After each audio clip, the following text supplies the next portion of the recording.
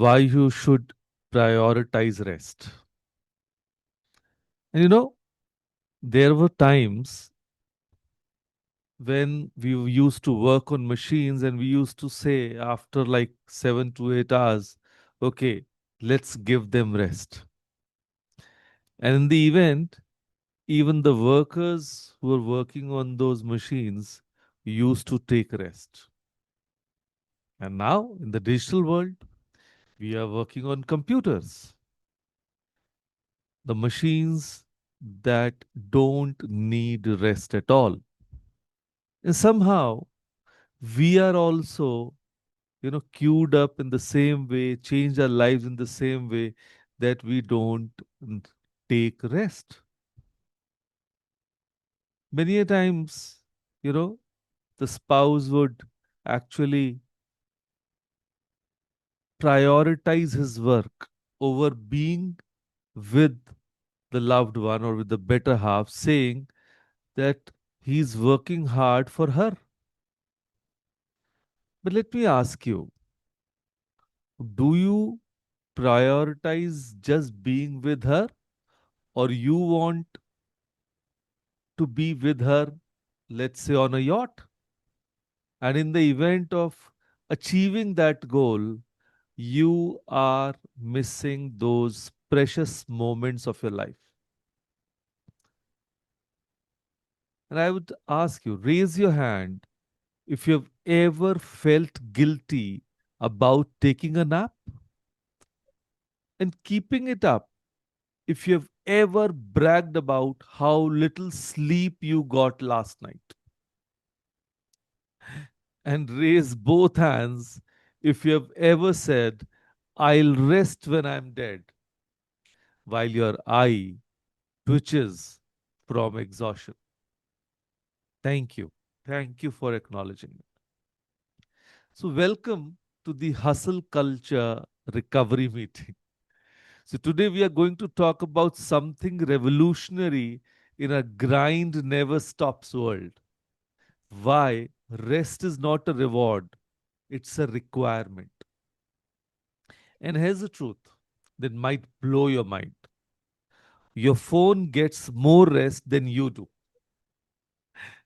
Think about it. Your phone gets 8 hours of charging every night. When it hits 20% battery, you panic and find a charger immediately. But when you hit 20% energy, you grab another coffee and keep pushing yourself. So we live in a world that glorifies exhaustion. Teenagers wear their all nighters like badges of honor. Adults compete over who's busier, who slept less, who answered emails at 2 a.m. And we have turned burnout into a status symbol. But here's what nobody tells you: a car that never stops for maintenance doesn't make it further. It breaks down on the highway. The most successful athletes in the world, the ones we admire for their dedication, have mandatory rest days built into their training. Olympic swimmers don't swim 365 days a year. Professional dancers don't dance every waking hour. They understand something we have forgotten: rest is where the magic happens. Your muscles don't grow during your workout, they grow during recovery. Your brain doesn't process information while you're cramming, it consolidates memories while you sleep. Your emotional resilience doesn't build while you are stressed, it builds during moments of calm. So, rest restores muscles, mind, and emotions. And it's not laziness, it's maintenance. So, now let's talk about something most people get wrong: the difference between active rest and passive exhaustion. Now, passive exhaustion is scrolling through social media for 3 hours while telling yourself you are relaxing. It's binge watching Netflix until 2 a.m. and calling it me time. It's mindlessly refreshing apps while your brain stays in high alert mode. And you know that feeling when you spend a whole day on the couch consuming content and somehow feel more tired than when you started. And that's passive exhaustion masquerading as rest. But active rest is different. It's taking a walk without your phone. It's reading a book that makes you think. It's having a real conversation with someone you care about. It's sitting in silence and letting your mind wander. It's the teenager who puts their phone in another room and just breathes for 10 minutes. Active rest is the parent who sits on the porch with morning coffee, watching the world wake up, and instead of immediately checking emails, it's the student who closes their laptop between study session and stretches and actually stretches instead of switching to Instagram.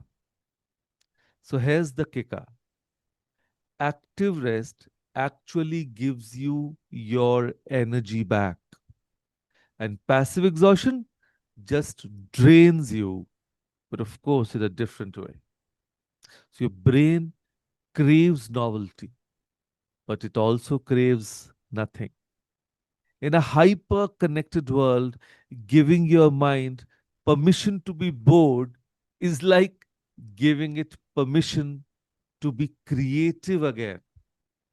And let me tell you what happens when you actually prioritize rest. And I'm not talking about the obvious, that you'll feel less tired stuff. Let me share that. One, rest improves your focus like nothing else can. The teenager studying for exams, the one who takes a 20-minute walk between subjects will retain more information than the one who studies for 6 straight hours. And that's not motivation speaking, that's neuroscience. Number two, rest improves your mood in ways that surprise people. Ever noticed how everything seems more dramatic when you are tired? Your co-worker's comments feels like a personal attack, or your teenager's attitude feels like the end of the world, and traffic feels like a conspiracy against you personally. Rest gives you emotional perspective. It's like having emotional glasses that help you see clearly again. Rest boosts your immunity. So while you sleep, your body literally repairs itself. Your immune system goes to work like a night shift maintenance crew, fixing what got damaged during the day. People who consistently get good rest get sick less often. They recover faster when they do get sick. But here's my favorite rest benefit: it makes you more interesting. I'm sure your spouses will love it. The person who's always on becomes predictable. The person who takes time to rest, to think, to process, they have insights. They notice things. They're present in conversations because their mind isn't running on fumes. Well rested people are better partners, better parents, better friends, and of course, better versions of themselves. Yes, try it. And I need to address the elephant in the room, the rest guilt. Somewhere along the way, we learn that rest equals laziness, that taking breaks means we are not committed, that prioritizing our well being is selfish. And when we see our kids resting, we scold them. Don't you study? How will you get good marks? You're so lazy. And actually, we are harming them by these statements. So let me give you a reality check. You are not a machine designed for constant output. Yes, you're not a computer. You're a human being designed for rhythms, work and rest, effort and recovery, engagement and reflection. The teenager who takes a mental health day isn't weak, they are wise. The parent who says, I need 30 minutes to myself, isn't selfish. They are practicing self care so they can show up better for others. The professional who actually uses their vacation days isn't uncommitted, they are sustainable. Rest is not earned, it is required.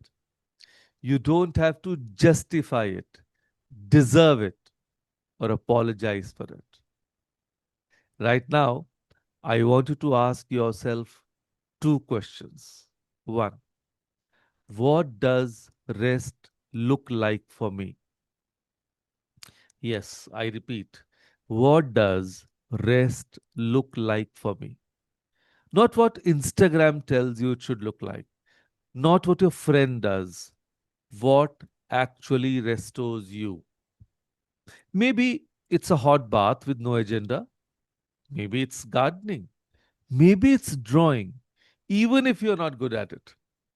And maybe it's calling your grandmother.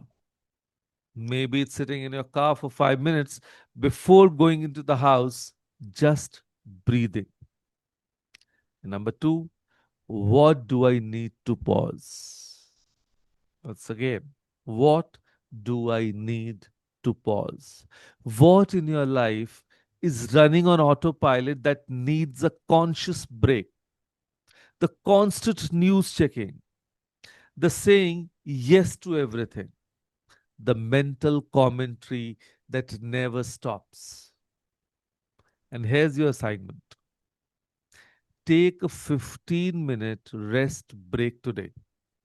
No devices, no guilt. Set a timer. Sit somewhere comfortable. Do nothing productive. Don't scroll. Don't plan. Don't solve problems. Just exist. Yes, just exist. I know 15 minutes sounds too short to matter, and that's exactly why it's perfect. Your brain won't panic about wasting time because it's just 15 minutes. And let me tell you, rest is not the absence of activity, it's the presence of peace. In a world that profits from your exhaustion, choosing rest is a radical act. Every time you prioritize your well being, you are saying, I matter. My peace matters. My sustainability matters. And the most productive thing you can do today might be to do nothing at all, right? Not because you've earned it, but because you are worth it. Not because you are tired, but because you are human. So I would say behave like humans, not like machines. So your challenge, take that 15-minute rest break today. Notice how it feels and notice what thoughts come up. Notice if the world actually ends when you stop moving for a moment. So, spoiler alert for you, it won't. The world won't end. But you might discover something beautiful in the stillness. yourself, restored and ready to engage with life from a place of fullness rather than emptiness. So, once again, rest is not a luxury, it's a necessity. And you are worth the investment. So, with that thought, thank you, everyone. Thank you, everyone. So, go out, work, but take rest. Thank you.